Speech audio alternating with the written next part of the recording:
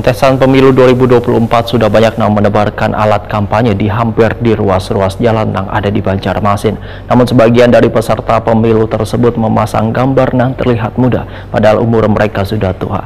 Permasalahan ini pun dipertanyakan redaktur Prima TV lawan narasumber wayah gelaran workshop peliputan pemilu 2024. Kontestan pemilu 2024 sudah banyak nang menebarkan alat kampanye di hampir di ruas-ruas jalan yang ada di Banjarmasin. Namun sebagian dari peserta pemilu tersebut memasang gambar nang terlihat muda, padahal umur mereka sudah tua. Permasalahan ini pun ditakunakan redaktur Prima TV Helman Gelirian lawan narasumber wayah gelaran workshop peliputan pemilu 2024 nang diselenggarakan Dewan Pers di Hotel Fugo, Jalan Ahmad Yani, Pal 2,5 Banjarmasin, jelang tengah hari Selasa 8 Agustus 2023. Selain itu, keberimbangan iklan yang selama ini digembar-gemborkan pun turut dipertanyakan pula, karena dikhawatirkan iklan yang ditayangkan nantinya hanya memihak pada salah satu kontestasi pemilu. Iklan ke media. Nah, ketika kita mengiklankan si calon tersebut, kita dibilang bahwa kita tidak berimbang. Nah, ketika kita dikatakan tidak berimbang, sekarang si calonnya berimbang nggak? Gitu loh.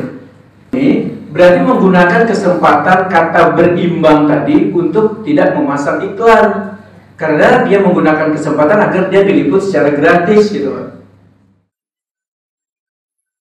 Menanggapi permasalahan ini, anggota KPU Kalimantan Selatan Fahmi Failosopa menyatakan konten iklan peserta pemilu nantinya akan diverifikasi terlebih dahulu oleh KPU sebelum didistribusikan ke lembaga penyiaran.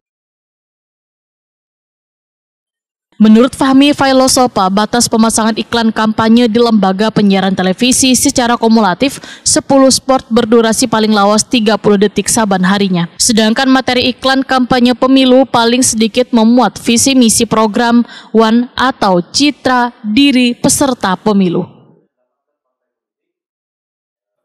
Terkait dengan foto yang masih muda dipajang oleh peserta pemilu 2024, ujar Fahmi Failosopa, setelah dilihat di silon pemilu sudah diganti dengan foto yang baru.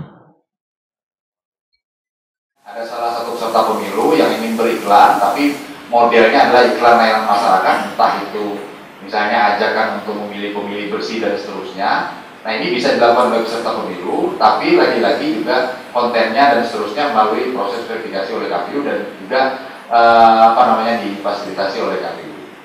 Nah, kemudian foto calon DPD, memang ini ada beberapa pertanyaan dari rekan-rekan media terkait adanya pemasangan alat peraga sosialisasi. Yang hari ini beredar itu adalah alat peraga sosialisasi. Kalau alat peraga kampanye nanti di masa kampanye. Itu ada pertanyaan dengan foto-foto yang foto 10-15 tahun yang lalu yang masih dipasang. Bohongan publik itu, Pak. Fahmi Failosopa memadahkan masa kampanye pemilu dari 28 November 2023 hingga 10 Februari 2024. Masa tenang mulai dari 11 hingga 13 Februari 2024. Sedangkan pemungutan suara dilakukan 14 Februari 2024. Workshop peliputan pemilu 2024 ini menghadirkan narasumber Ketua Bawaslu Kalimantan Selatan Aris Mardiono, Ketua KPID Kalimantan Selatan Farid Sofian, serta jurnalis senior pusat, sedangkan pesertanya adalah pimpinan media Wan Perwakilan Insan Media di Kalimantan Selatan.